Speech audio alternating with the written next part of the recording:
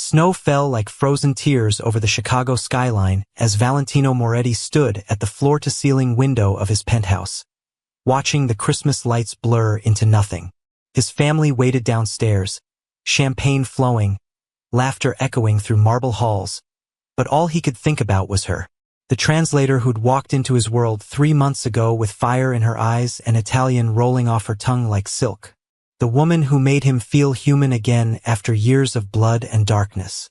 The woman who should be here at his side, but wasn't. His phone showed her last message from 2 hours ago, something about finishing work, and rage mixed with something far more dangerous, fear, coiled in his chest. Then his head of security appeared in the doorway, face grim. "Boss, we found her. She's outside, in the snow, not moving." Something shattered inside Valentino, something that had been holding back the beast he truly was. And in that moment he knew he would burn this entire city down if she didn't open her eyes. Welcome, besties. Please like, share, subscribe, and tell me where you're watching from, because this story is going to wreck you in the best way. Valentino didn't remember running, didn't remember shoving past his cousin Angelo or his mother's startled cry. He only remembered the cold hitting his face as he burst through the service entrance of his building, the snow already covering his expensive suit. And then he saw her, Sophia. She was crumpled against the iron fence that surrounded his property, her thin coat dusted white, her dark hair frozen with ice crystals. Her lips were blue, her eyes were closed. She wasn't moving. No. The word tore from his throat as he dropped to his knees beside her. His hands that had killed, that had destroyed, trembling as he touched her face. No, no, no, Piccola. Open your eyes. She was so cold. Too cold. How long had she been out here? Get the doctor, he roared at Marco, his security chief, who was already on the phone. Get him now. And find out why nobody saw her. Why nobody told me she was out here freezing to death outside my fucking building. He gathered Sophia into his arms, and she was so light, too light, her body limp against his chest. Rage and terror warred inside him as he carried her through the snow, back into the warmth, ignoring the shocked faces of his family as he strode past them toward his private elevator. Valentino, what happened? His mother called after him. But he didn't stop, didn't speak, just held Sophia closer as the elevator doors closed. In his bedroom, he laid her on his bed, the massive four-poster that had never held anyone but him, and started stripping off her wet clothes with shaking hands. Her coat, her dress, her shoes, everything soaked through and freezing. He wrapped her in blankets, pulled her against his body, trying to share his heat. "Stay with me," he whispered against her hair, his voice breaking. "Per favor, Sophia, stay with me." The next few minutes were the longest of Valentino's life. Dr. Ricci arrived, examined her with efficiency that did nothing to calm the storm raging inside Valentino's chest. Hypothermia, the doctor said. Severe but not critical. She'd be okay. She'd wake up. How long? Valentino demanded. How long was she out there? Based on her core temperature, at least an hour, possibly 2. Dr. Ricci looked at him with something like pity. "She's lucky you found her when you did, Valentino. Another hour and we'd be having a very different conversation." Valentino's hands clenched into fists. An hour. 2 hours. She'd been dying outside his building while he'd been inside, drinking wine, making small talk, completely unaware. "Everyone out," he said quietly, dangerously. "Leave us." Dr. Ricci hesitated. "I should monitor her vitals." "Out. Now." When they were alone, Valentino climbed onto the bed beside Sophia, pulling her into his arms, feeling the slow return of warmth to her skin. Her breathing was steady now, shallow but regular, and he focused on that, on the rise and fall of her chest against his. "Why were you outside?" he murmured, pressing his lips to her forehead. "Why didn't you come in? Why didn't you call me?" But he knew. God help him, he knew. 3 hours earlier, Sophia had been finishing the translation work Valentino had hired her for, technical documents for one of his legitimate business ventures. She'd been working from her small apartment in Brooklyn, determined to complete everything before Christmas despite Valentino's insistence that she join his family celebration. "I can't just show up to your family Christmas dinner," she told him the day before, her cheeks flushing that beautiful rose color that made him want to kiss her until she forgot how to breathe. "We've only known each other 3 months, Valentino. That's too much. 3 months where you've become essential to me," he'd replied, backing her against her apartment wall, caging her in with his body, watching her pupils dilate. 3 months where I haven't been able to think about anything but you.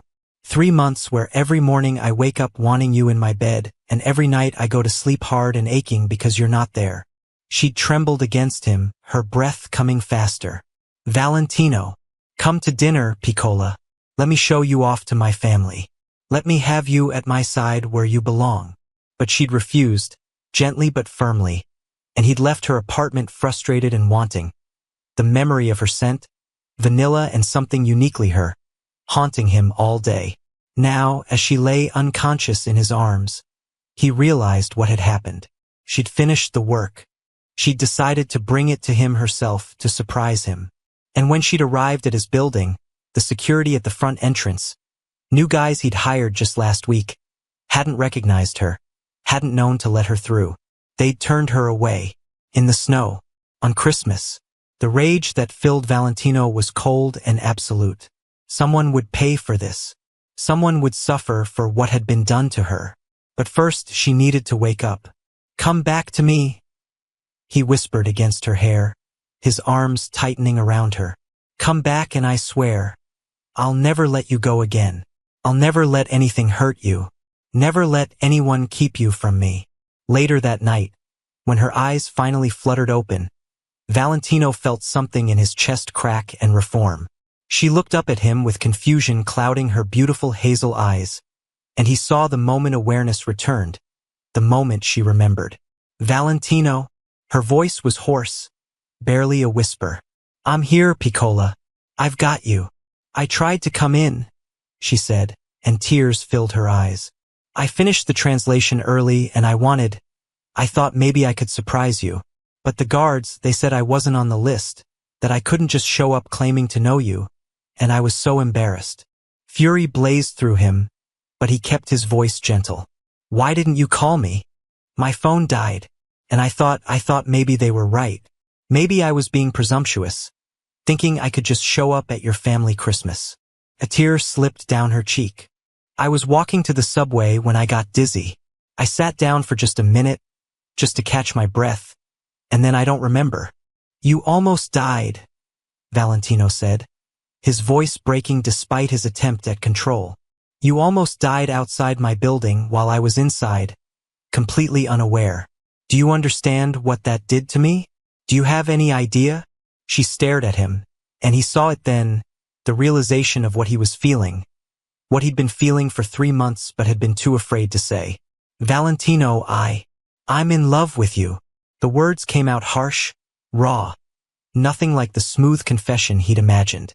"I have been since the day you walked into my office and told me, in perfect Italian, that my translation service was garbage and I needed someone who actually understood the language. I'm in love with you, Sophia, and the thought of losing you, of you being hurt or scared or in danger, it makes me want to destroy the world." Her lips parted, her eyes wide. "I know it's too soon," he continued, unable to stop now that he'd started. "I know we've only known each other 3 months. I know I'm not what you planned for, not what you deserve. But I'm yours, Piccola. Completely, irrevocably, yours." The next morning, Sophia woke wrapped in warmth and strength. Valentino's body curved around hers protectively. Memories of the night before flooded back, his confession, her own stuttered response that she felt the same, the way he'd kissed her until she couldn't breathe, then stopped himself, pulled back, told her she needed to rest. Now, in the gray morning light filtering through his curtains, she studied his face. Even in sleep, Valentino Moretti was devastating. Sharp cheekbones, strong jaw, lips that could curve into the most sinful smile she'd ever seen. Dark hair that fell over his forehead, making him look younger, less dangerous. But he was dangerous. She knew that. Everyone in Chicago knew that. Valentino Moretti wasn't just wealthy or powerful. He was feared. The head of the Moretti family, one of the most influential crime organizations in the city. And somehow, impossibly, he'd fallen in love with her. A translator from Brooklyn who spoke Italian because her grandmother had insisted, who worked from her tiny apartment because she couldn't afford office space, who'd taken the job with Moretti Enterprises because the pay was triple what anyone else offered. She'd known who he was when she'd accepted the job, had known and told herself it didn't matter, that she'd just do the work, take the money, keep her distance. That had lasted exactly one meeting. Valentino had looked at her across his massive desk, his dark eyes intense and assessing, and asked her in Italian why she'd really taken the job. And she'd answered honestly, in the same language, that she needed the money and wasn't afraid of his reputation. He'd smiled then, slow and dangerous. "You should be afraid of me, Sophia." "Why? Are you planning to hurt me?" "No. But I'm planning to make you mine. And once that happens, there's no going back." She thought he was playing with her. Men like Valentino Moretti didn't fall for women like her. They had mistresses, beautiful socialites, women who understood their world. But over the next 3 months, he'd proved her wrong in every way. He sent her flowers, insisted on driving her home after their meetings, showed up at her apartment with Italian takeout from the best restaurant in the city, listened to her talk about her dreams of opening her own translation agency someday, made her laugh with stories about his family that made him seem almost normal. And slowly, inevitably, she'd fallen. Now, watching him sleep, feeling his arms around her, she knew there was no going back. She was his, completely. His eyes opened, immediately alert, and focused on her face. "How do you feel?" "Warm," she said softly. "Safe." Something fierce crossed his expression. "You'll always be safe with me, Piccola. Always. I swear it." He kissed her then, slow and deep, and she felt it everywhere. The possessive claiming of his mouth, the way his hands tightened on her waist. When he pulled back, they were both breathing hard. "My family wants to meet you properly," he said, brushing hair from her face. "This morning, at breakfast." Panic fluttered in her chest. "Valentino, I can't. I don't have anything to wear, and I look terrible, and you're beautiful." He cut off her protests with another kiss. "And you're mine. That's all they need to know. That's all that matters." A few days later, after Sophia had met his family and survived his mother's intense scrutiny and his sister's enthusiastic welcome, after she'd been measured for more clothes than she owned, because Valentino refused to let her return to Brooklyn for anything, insisting she stay in his penthouse, the first threat came. Valentino was in a meeting when Marco brought him the envelope. No return address, delivered to the front desk, his security chief's face grim. Inside was a single photograph. Sophia, leaving her apartment building in Brooklyn. The photo was date-stamped from 2 days ago, before she'd moved into the penthouse. Below the image, a message in block letters, "Pretty translator. Shame if something happened to her." Valentino's vision went red. He stood so abruptly his chair toppled backward, the men around the conference table falling silent. "Find out who sent this," he said quietly to Marco. "Find them and bring them to me. Alive. Already on it, boss. And double Sophia's security. She doesn't go anywhere without guards. She doesn't breathe without someone watching." After the meeting, Valentino found Sophia in his penthouse library, curled up on the leather sofa with her laptop, working on a translation. She looked up when he entered, her smile fading when she saw his expression. "What's wrong?" He showed her the photograph. The color drained from her face. Who would send this? Enemies. He sat beside her, pulling her against his side. "People who want to hurt me by hurting you. Maybe I should go home," she whispered. "Maybe being with me puts you in danger." His arms tightened around her. "You are home, here with me. And anyone who tries to use you against me will learn exactly why I'm feared in this city." That evening, Valentino's cousin Angelo showed up at the penthouse with information. They'd traced the envelope to a messenger service, paid in cash, but security footage showed who'd dropped it off. Giovanni Russo. a rival family head who'd been trying to move into Moretti territory for months. "He's making a statement," Angelo said, his expression dark, "showing he can reach our people. Then we make a statement back." Valentino's voice was ice. "We show him what happens when he threatens what's mine." Sofia, who'd been listening from the doorway, stepped into the room. "Don't start a war because of me, Valentino." Both men looked at her, and the expression on Valentino's face made her breath catch. "Piccola, there's already a war. There's always been a war. The only question is whether Russo understands that touching you means death." Later that night, after Angelo left and the penthouse was quiet, Valentino found Sofia standing at the window overlooking the city, her arms wrapped around herself. "Talk to me," he said softly, coming up behind her, wrapping his arms around her waist. "Tell me what you're thinking." "I'm scared," she admitted. "Not for me. For you. What if trying to protect me gets you hurt?" He turned her to face him, his hands cupping her face. "Sofia, listen to me. I've been in this life since I was 18 years old. I've survived assassination attempts, betrayals, wars between families. I'm still here, still standing. And now I have something worth protecting, worth fighting for. That makes me more dangerous, not less. I don't want to be your weakness. You're my strength."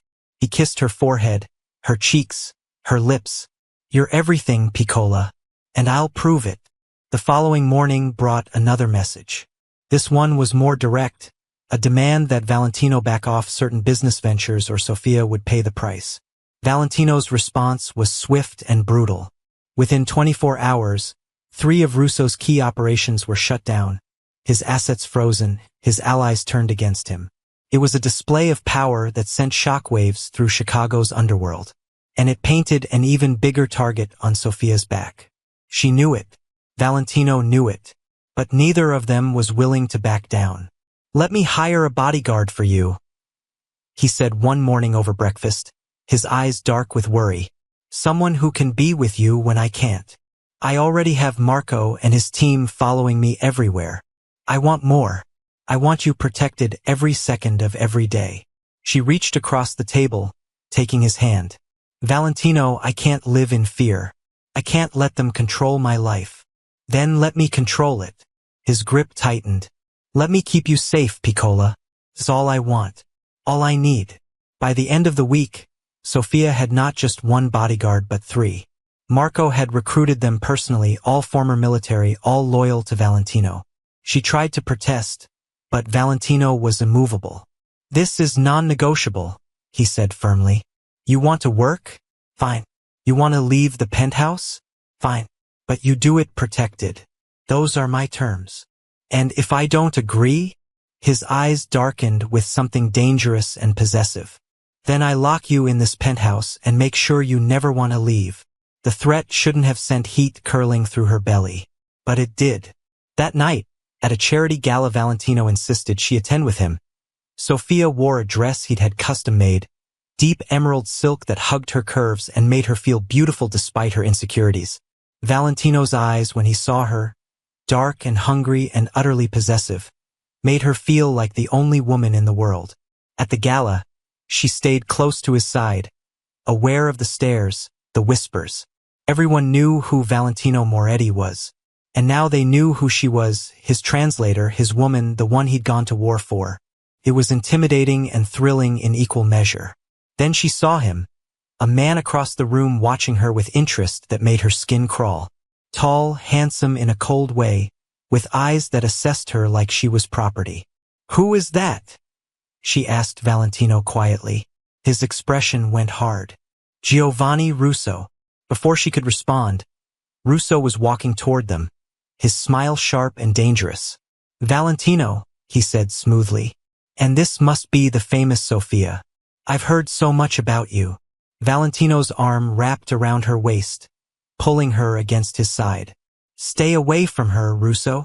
I'm just introducing myself." Russo's eyes never left Sofia. "Such a beautiful woman. You have exquisite taste, Moretti." "This is your only warning," Valentino said quietly, dangerously. "Look at her again and I'll remove your eyes." The tension in the air was suffocating. Other guests had stopped to watch, sensing the confrontation. Russo smiled. So protective. One wonders what you'll do when she realizes what kind of monster you really are. She already knows. Valentino's voice was ice. And she's still here. Still mine. Which is more than you'll ever have. Russo's expression darkened, but before he could respond, Marco appeared with 2 other guards, silently creating a wall between them and Russo. We're leaving, Valentino said, already guiding Sofia toward the exit. In the car, his hand was tight on her thigh, his jaw clenched. She could feel the rage radiating off him, barely contained. Valentino, she said softly. He looked at you. His voice was deadly quiet. He looked at you like he had any right, like you were something he could touch, could take from me. But he can't. I'm yours. His eyes snapped to her face, dark and burning. Say it again. I'm yours, she whispered, and suddenly his mouth was on hers, claiming, possessive. The kiss so intense she couldn't breathe. When they reached the penthouse, he pinned her against the elevator wall, his body pressing into hers, his hands everywhere. Mine, he growled against her throat. Tell me you understand, Piccola. Tell me you know what it means to be mine. Show me, she breathed, and something in him snapped. He carried her to his bedroom, and everything that happened next was heat and need and desperate claiming. His hands learning her curves, his mouth worshipping every inch of her skin, his voice, Italian and English mixed, telling her how beautiful she was, how perfect, how completely she belonged to him. When they finally came together, Sofia felt complete in a way she'd never imagined possible. Like every piece of her life had led to this moment, to him, to them. Afterward, Valentino held her close, his heart pounding against hers, and whispered, Ti amo, Sofia. Ti amo così tanto. I love you so much. She wanted to say it back, wanted to tell him she loved him too, but fear closed her throat, because women like her didn't get to keep men like him. And when morning came, when reality returned, he'd realized she wasn't worth the war he was fighting. So instead of speaking, she held him tighter and tried to memorize the feeling of being loved by Valentino Moretti, because she knew it wouldn't last. The next morning, Sofia woke alone. The sheets beside her were cold, and panic seized her chest. He'd left, just like she'd feared. He'd had her and now he was done. Realizing she wasn't worth the trouble, the danger, the war brewing with Russo, she dressed quickly in one of the shirts Valentino had left in his closet, her hands shaking as she buttoned it. The penthouse was silent, too silent, and each step toward the living room felt like walking toward her own execution. But when she rounded the corner, she found him. Valentino stood at the windows overlooking the city, still wearing last night's dress pants but shirtless. His phone pressed to his ear, speaking rapid Italian. His back was a canvas of muscle and old scars, evidence of the life he led, and when he turned and saw her, his expression transformed from cold business to something that stole her breath. He ended the call immediately. You're awake. He crossed to her in 3 strides, pulling her into his arms like he couldn't bear even inches between them. I was going to wake you soon.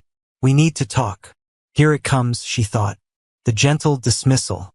The explanation that last night was a mistake. Russo made his move, Valentino continued, his jaw tight. Last night while we were together, he hit 3 of my warehouses. Burned them to the ground. Sofia's breath caught. Because of me. Because he knows I'm your weakness. No. Valentino's hands cupped her face, forcing her to meet his eyes.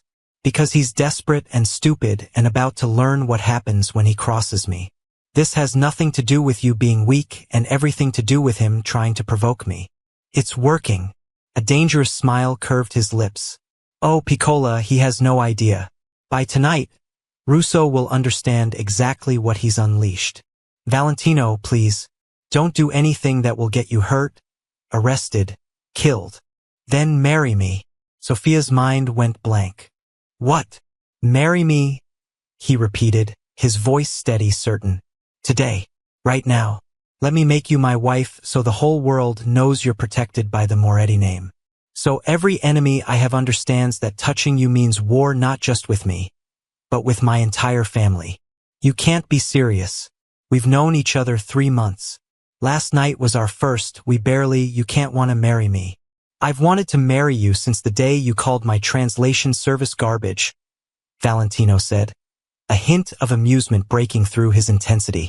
I've been planning this for weeks. I have the ring. I have the license. I just needed you to realize you love me too. I never said. You didn't have to. Your body said it for you. The way you looked at me, touched me, gave yourself to me, that wasn't just physical, Sophia. That was love. And I'm not letting you run from it. She stared at him, her heart pounding. This is insane. This is us. Marry me, Piccola. Let me protect you properly. Let me show Russo and everyone else that you're untouchable. A few hours later, Sophia stood in Valentino's bedroom wearing a dress his sister had somehow procured in record time. Simple white silk that made her feel like a bride despite the rushed circumstances. Her hands trembled as she stared at her reflection. This was really happening. She was marrying Valentino Moretti. Today. A knock at the door announced his mother, Isabella, who swept in with the kind of presence that made Sophia understand where Valentino got his intensity. You look beautiful, Isabella said, her accent thick, her smile genuine. My son is very lucky. I'm the lucky one, Sophia whispered. No, Isabella took her hands. You saved him, you know. After his father died, Valentino became hard, cold, focused only on business and revenge. He forgot how to live. But then you walked into his life and suddenly he's smiling again. Laughing. Human. She squeezed Sophia's fingers. That is a gift worth more than anything. And I am grateful. Tears burned Sophia's eyes. I love him. I do. I'm just scared. Good. Fear means you understand what you have. What you could lose. Isabella's expression turned fierce. But understand this, Sophia. You are Moretti now. That means we protect you. All of us. Giovanni Russo will learn that today. The ceremony was small. Immediate family only, held in Valentino's penthouse with a priest who owed the Moretti family favors. Sophia's hands shook as Valentino slid the ring onto her finger. A stunning emerald surrounded by diamonds that caught the light like fire. With this ring I thee wed, he said softly in Italian, his eyes never leaving hers. Mia Mogli, mio cor, mia vita. My wife, my heart, my life. When the priest pronounced them married and Valentino kissed her, deep and claiming and full of promise, Sophia felt something shift inside her. This was real. She was his wife. And somehow, impossibly, that made her feel safer than she'd ever felt in her life. The celebration was cut short when Marco appeared, his expression grim. Boss, we have a problem. Russo's men were spotted near Sophia's old apartment in Brooklyn. They're looking for her. Valentino's expression went deadly. Then let's give them what they're looking for. Gather the men. We end this tonight. Valentino, no. Sophia grabbed his arm. Please don't go. Don't leave me. Not on our wedding day. He turned to her, his hands framing her face. I'm ending this threat so you can live without fear, Piccola.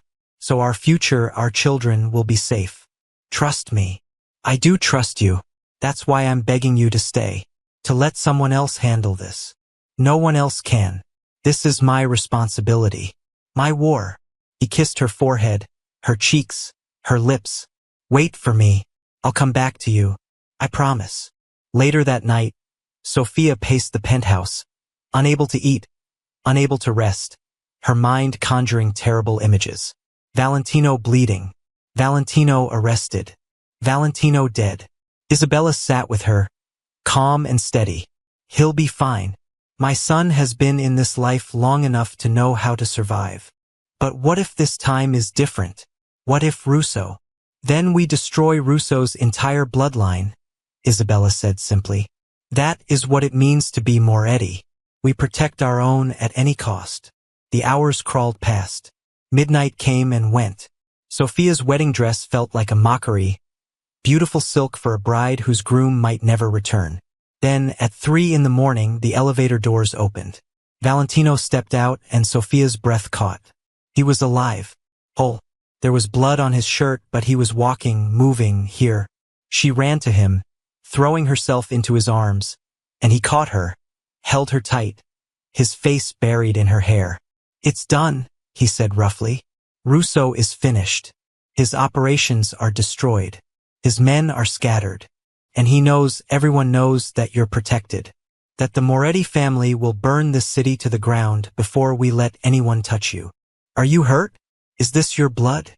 Not mine." He pulled back to look at her, his eyes fierce. "I kept my promise, Piccola. I came back to you. Always. I'll come back to you." She kissed him then, desperate and grateful, and he responded with equal intensity, lifting her into his arms and carrying her to their bedroom. Their wedding night finally beginning in the dark hours before dawn. The following morning brought news that spread through Chicago's underworld like wildfire. Giovanni Russo had been found in his office, beaten but alive, with a message carved into his desk. "Touch Moretti's wife and die." The threat was clear. The war was over, and Sophia was now untouchable. But 3 days later, a new danger emerged. Sophia was working in the penthouse library, translating documents for one of Valentino's legitimate businesses, when dizziness swept over her. She gripped the desk, breathing carefully, waiting for it to pass. Didn't.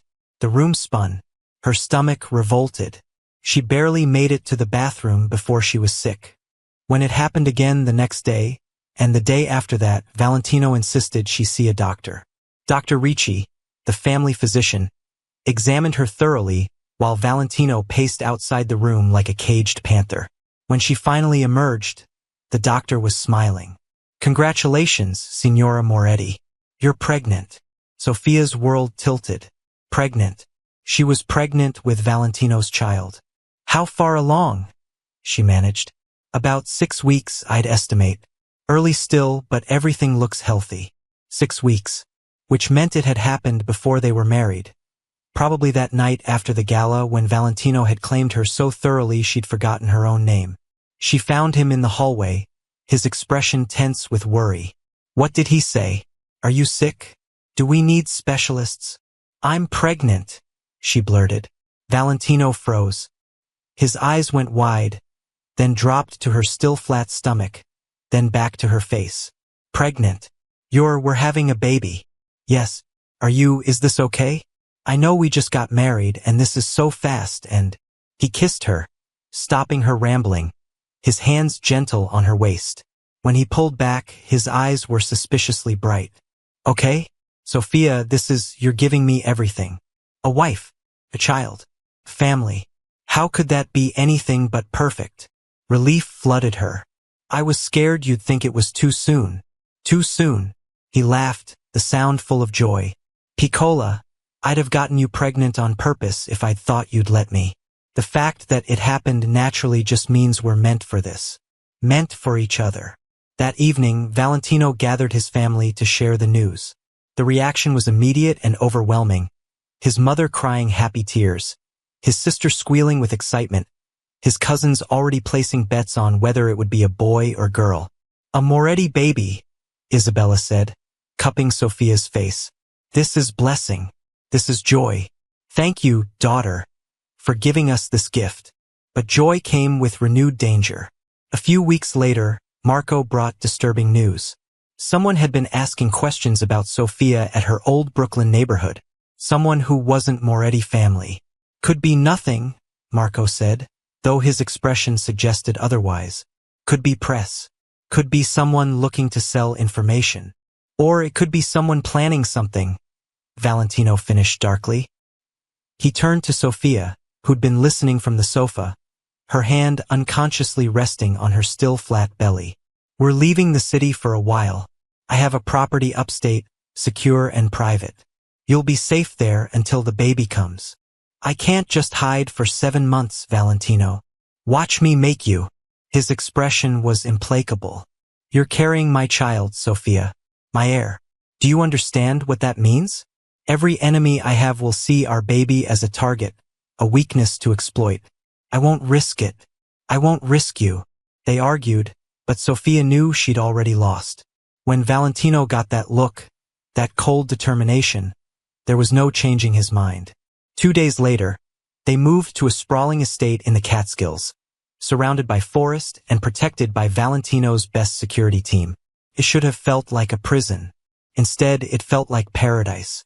Away from the city, from the constant threats and politics of his world, Valentino relaxed in ways Sofia had never seen. He worked remotely, taking calls and video meetings, but spent hours with her, his hands constantly drawn to her growing belly, his eyes soft with wonder every time the baby moved. "I never thought I'd have this," he admitted one night as they lay in bed, his palm pressed to her stomach. "A family, children. After my father died and I took over, I thought I'd forfeited normal happiness. That this life, this business, would be all I'd ever have. And now I have everything." He kissed her slow and deep, "and I'm terrified of losing it." "You won't lose us," Sofia promised. "We're yours, Valentino, forever." By her 4th month of pregnancy, Sofia's body had changed dramatically, her curves becoming even more pronounced, her breasts fuller, her belly roundly swollen with their growing child. She felt ungainly and huge, but the way Valentino looked at her, hungry and reverent, made her feel beautiful. "You're glowing," he told her constantly. "You're so fucking beautiful like this, carrying my baby. I can't stop touching you." He proved it repeatedly, his desire for her somehow even more intense than before, his hands and mouth worshipping her changing body until she was breathless and burning. But happiness was interrupted by tragedy. In her 6th month, Valentino received word that there had been an attempt on his life in Chicago. A car bomb intended for him had instead killed 2 of his men and injured several others. Sofia found him in his office, staring at photos of the deceased, his expression carved from ice. "I should have been there," he said flatly. "If I'd been in the city, if I hadn't been here hiding." "You weren't hiding. You were protecting your family." "My men died because I wasn't there to protect them." His voice was raw with guilt. "They died in my place." Sofia moved to him, taking his hands. "And if you'd been there, you might be dead. Our baby might never know their father. Is that what your men would have wanted?" He pulled her into his arms, holding her tight, his face buried in her hair. "I can't do both. Can't protect you and run my family. Can't keep you safe and be in the city handling threats. Then delegate. Let Angelo and Marco handle things in Chicago while you're here. Trust your family to have your back." Took days, but eventually Valentino agreed. He couldn't be in 2 places at once, and Sofia and their baby had to come first. The investigation into the car bombing led to a name Valentino recognized immediately. Marco Vitali, a lieutenant in Russo's organization who'd apparently decided to continue the war even after his boss had been neutralized. "He's going after everyone connected to you," Marco explained during a video call, his face grim on the screen. "Your businesses, your associates, even distant family members. He's trying to draw you out, make you come back to the city." Valentino's jaw clenched. "Then he'll get what he wants. I'm coming back." "No." Sofia's voice cut through the room, sharp and firm. She stood in the doorway of his office, 7 months pregnant now, her hand resting on her swollen belly. "You're not leaving us. Piccola, I have to end this. Vitali won't stop until..." "Until what? Until you're dead? Until our baby grows up without a father." She moved closer, her eyes fierce despite the tears gathering. "I know you think you have to handle everything yourself, but you don't. You have family, soldiers, people who can deal with this threat. Let them." "She's right, boss," Marco said from the screen. "Angelo and I can handle Vitali. We've already tracked him to a warehouse in Brooklyn. We're moving on him tonight." Valentino looked between the screen and his wife, torn between duty and love, between the life he'd always known and the future growing inside Sofia. "I want him alive," he finally said. "Bring him to me. Let him see what he's fighting for, what he threatened. Then we'll decide his fate." That night, while Valentino's men moved on Vitali's location in Brooklyn, Sofia went into labor. It started with a pain in her back, dull and persistent, that gradually intensified. She was in the library, trying to distract herself with a book, when her water broke. "Valentino!" she called, her voice tight with pain and fear. He was there in seconds, his face going pale when he saw the water pooling at her feet. "The baby. It's too early. You're only 32 weeks. Babies come when they want to come," Dr. Ricci said calmly when he arrived 20 minutes later, having been on standby at the estate for weeks. "Let's get you to the bedroom, Signora Moretti.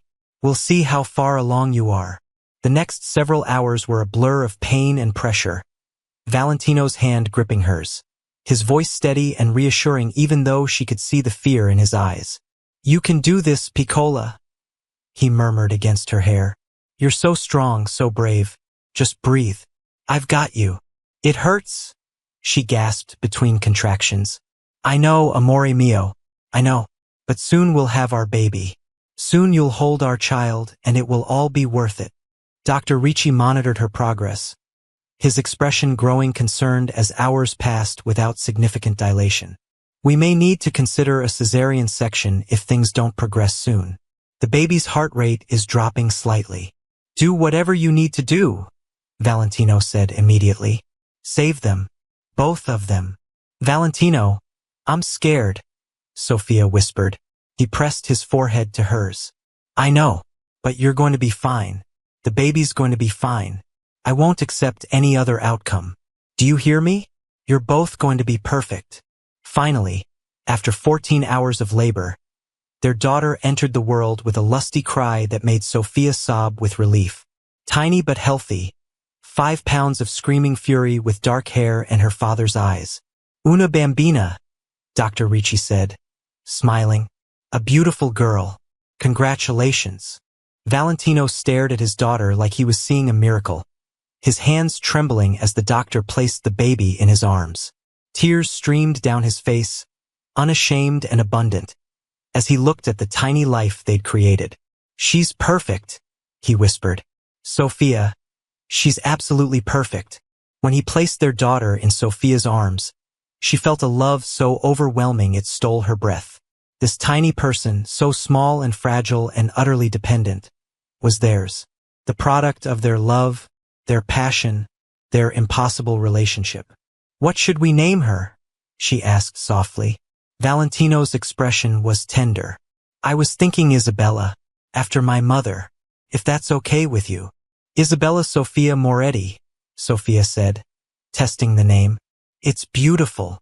Their moment was interrupted by Marco's face appearing on Valentino's phone, which he'd left on the bedside table. "Boss, we got him. Vitali's in custody. What do you want us to do?" Valentino looked at his wife and newborn daughter, then back at the screen. "Bring him here. Let him see what he tried to destroy. Let him understand why he's going to suffer." 2 days later, Sophia was recovering in bed with baby Isabella sleeping in a bassinet beside her when Valentino brought Marco Vitali to the estate. Sophia had insisted on being present, despite Valentino's protests. "He threatened our family," she'd said firmly. "I have a right to face him." Now, watching Vitali being forced to his knees in Valentino's office, his face bruised and bloodied, she felt no pity. This man had tried to kill her husband, had tried to orphan their daughter before she was even born. "Look at them," Valentino said coldly, gesturing to Sophia and the baby. "Look at what you threatened. My wife, my daughter, my entire world." Vitali's eyes were defiant. "You think you can have both? Think you can be a family man and run an organization? You're weak now, Moretti. Soft. That baby makes you vulnerable. You're wrong." Valentino's voice was deadly quiet. "My family makes me dangerous. Makes me willing to do things I'd never considered before. Makes me ruthless in ways you can't imagine." He nodded to Marco, who handed him a folder. Valentino opened it, showing Vitali photographs. "Your brother, your sister, your mother, all safe and unharmed. All going about their normal lives, completely unaware that I could end them with a phone call. But I won't. Do you know why?" Vitali's face had gone pale. "Because unlike you, I don't make war on innocent family members. I don't punish mothers and siblings for a man's crimes. That's not weakness. That's honor. Something you clearly don't understand. He closed the folder. You're going to disappear, Vitali. Not dead, that would make you a martyr. But you're going to prison, a facility where I have considerable influence. You'll spend the next 20 years thinking about the mistake you made. Thinking about how you threatened my family and lost everything. You can't. I already have. The charges are filed. The evidence is overwhelming. And by this time tomorrow, you'll be in a cell, beginning your sentence. Valentino leaned closer. And every day you're there, you'll remember that I let you live because my daughter was born the same day we caught you. She's my mercy, my conscience. But cross me again, threaten my family again, and I'll show you the monster I can still be. After Vitali was taken away, Sophia found Valentino standing at the window, his shoulders tense. Are you okay? She asked softly. He turned, and she saw the exhaustion in his eyes. I wanted to kill him. Every instinct I have screamed to make him suffer for threatening you and Isabella. But I looked at our daughter and I thought, what kind of man do I want to be for her? What example do I want to set? Sophia went to him, wrapping her arms around his waist. You were merciful when you could have been ruthless. You showed honor when you had every right to seek revenge. That's the man I fell in love with. That's the father I want for our daughter. He held her close. I'm trying, Piccola. Trying to be better. To build something cleaner for her future. I know. And you're succeeding. Over the next several months, Valentino kept his promise. He systematically legitimized his business operations, partnering with federal investigators to expose corruption in exchange for immunity and protection for his family. It was a dangerous game, but one he played masterfully, using his knowledge of Chicago's underworld to dismantle the worst operations while preserving the Moretti family's power and wealth. Angelo took over most of the remaining questionable operations, keeping them at arm's length from Valentino and Sophia. For the baby, he said, she deserves better than to grow up with feds at her birthday parties. By Isabella's first birthday, the transformation was complete. Valentino Moretti was now primarily known as a legitimate businessman, philanthropist, and devoted family man. The whispers about his past remained, but they were just that, whispers without proof or substance. At the birthday party, held at the estate with family and close friends, Sophia watched her husband play with their daughter. His face lit with pure joy as Isabella toddled toward him on chubby legs. Can you believe it's been a year? Isabella Moretti Sr. said, coming to stand beside Sophia. 1 year since our little miracle was born. It feels like yesterday and forever ago at the same time, Sophia admitted. You saved him, you know? The older woman's voice was soft. My son was destroying himself with rage and revenge after his father died. But then you walked into his life and reminded him what's truly important. Family, love, legacy that doesn't come from fear but from devotion. He saved me too. Gave me a home, a family, a purpose beyond just surviving. They watched as Valentino lifted Isabella into his arms, spinning her until she shrieked with laughter, and Sophia felt her heart swell with love. That night, after Isabella was asleep and the last guests had left, Valentino found Sophia in their bedroom, staring out at the moonlit forest surrounding the estate. What are you thinking about? He asked, wrapping his arms around her from behind, his hands settling on her waist. About the night you found me in the snow. About how close I came to dying before any of this happened. His arms tightened. Don't. I can't think about that night without wanting to destroy everyone who kept you from me. But if it hadn't happened, if I just walked into your Christmas dinner like a normal person, would we be here now? Would we have Isabella? Would you have fought so hard for us? He turned her to face him, his eyes intense. I'd have fought for you no matter what, Piccola. The moment you spoke Italian to me with that fire in your eyes, I was lost. The snow, the danger, the war with Russo, all of that just made me fight harder, faster. But I'd always have fought for you. Always. She kissed him, soft and lingering. I love you, Valentino Moretti. My husband, my protector, father of my child. And I love you, Sophia Moretti. My wife, my heart, my entire world. He paused, a smile playing at his lips. Speaking of which, I think Isabella should have a sibling. What do you think? Sophia laughed. She's only 1 year old. So, we should start practicing. I'm very dedicated to practice. He waggled his eyebrows, making her laugh harder. You're impossible. I'm Italian. It's in my blood to want a big family. He kissed her neck, her jaw, her lips. Say yes, Piccola. Say you'll give me another baby. Looking into his eyes, seeing the love and hope there, Sophia couldn't refuse. Yes, but not tonight. Tonight I just want you. You have me, he promised. Always, forever, completely. 6 months later, Sophia stood in the bathroom of their estate, staring at a positive pregnancy test, her heart racing with joy and anticipation. When she showed Valentino, he swept her into his arms with a whoop of triumph that made Isabella toddle over to see what the excitement was about. You're going to be a big sister, Bambina, Valentino told his daughter, lifting her high. What do you think about that? Isabella, at 18 months, had no idea what he was talking about, but she giggled at his enthusiasm, and that was enough. 9 months later, their son was born, healthy and perfect, with his mother's eyes and his father's dark hair. They named him Marco, after Valentino's loyal security chief who'd become like a brother, and the Moretti family celebrated another blessing. At the christening, held in the same small church where Valentino and Sophia had married, Father Romano smiled at the growing family. From tragedy comes joy, he said. From darkness comes light. Your family is proof that redemption is always possible, that love can transform even the hardest heart.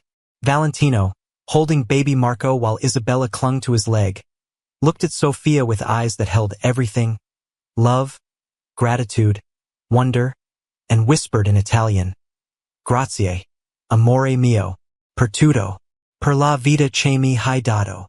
Thank you, my love, for everything, for the life you gave me. 5 years later, Sophia stood in the kitchen of their estate, now expanded and renovated to accommodate their growing family. Isabella was 6, Marco was 4, and their youngest, 3-year-old Gianna, named after Valentino's late first wife in a gesture of peace and remembrance, was helping Sophia make cookies. Mama, when is Papa coming home? Gianna asked, her small hands covered in flour. Soon, tesoro. He had a meeting in the city. The city was still Chicago, where Valentino maintained offices for Moretti Enterprises, now a fully legitimate business empire spanning real estate, technology, and hospitality. He commuted when necessary but spent most of his time at the estate, present for his children in ways his own father never had been. The sound of cars in the driveway announced his arrival, and all 3 children ran to greet him, their shouts of "Papa" echoing through the house. Sophia watched from the kitchen doorway as Valentino scooped up all 3 children, laughing as they climbed over him, talking excitedly about their day. This was the man she'd fallen in love with, not the cold mob boss or the feared crime lord, but the devoted father, the loving husband, the man who'd chosen family over everything else.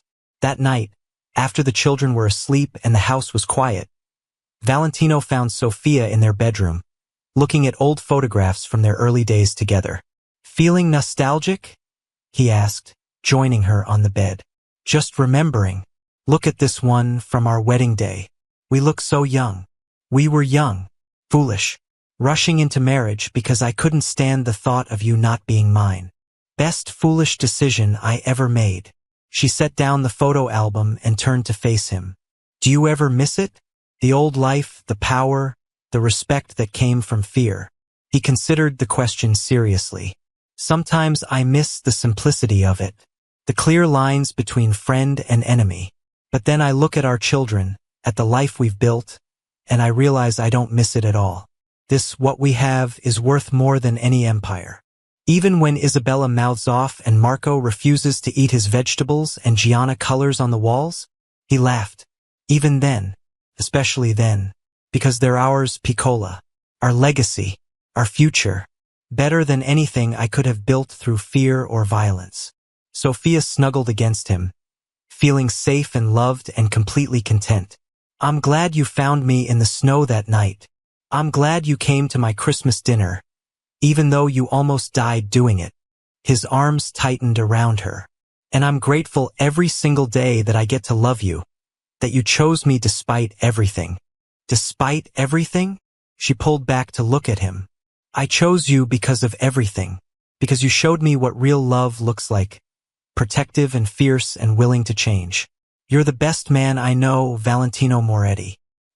He kissed her then, slow and deep, and she felt the same heat that had burned between them from the beginning, undimmed by time or familiarity. Later, wrapped in his arms, Sophia thought about the journey that had brought them here. From that terrifying night in the snow to this moment of perfect peace. From fear and danger to safety and love. From strangers to soulmates. Ti amo, she whispered against his chest. Ti amo più della mia vita, he replied. I love you more than my life. And in the quiet darkness of their bedroom, surrounded by the home they'd built and the family they'd created, Sophia knew that every difficult moment, every danger they'd faced, every sacrifice they'd made, had been worth it. Because sometimes love really could conquer all, could transform darkness into light, could take a broken mob boss and a frightened translator and create something beautiful, something lasting, something eternal. Their love story had started with snow and danger and desperation. But it would last forever, passed down through their children and grandchildren. A testament to the power of choosing love over fear, family over power, and each other over everything else. This was their happily ever after, hard-won and precious and absolutely perfect.